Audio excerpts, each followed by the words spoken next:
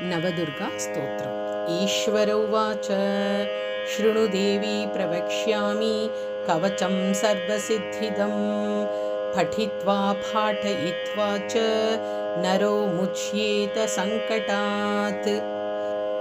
अज्ञात्वा कवचं देवी दुर्गा मन्त्रं च यो जपेत् न चाप्नोति फलं तस्य परं च नरकं व्रजेत्।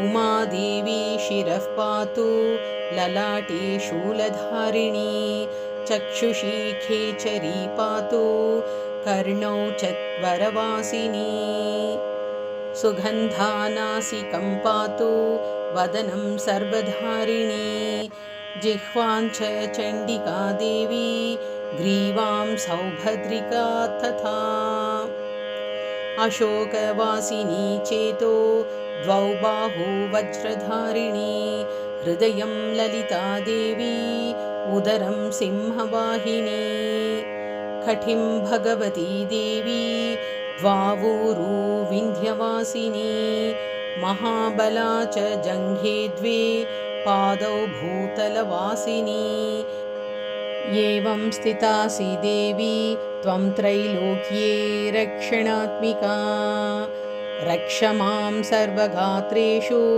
दुर्गे देवी नमोऽस्तु ते।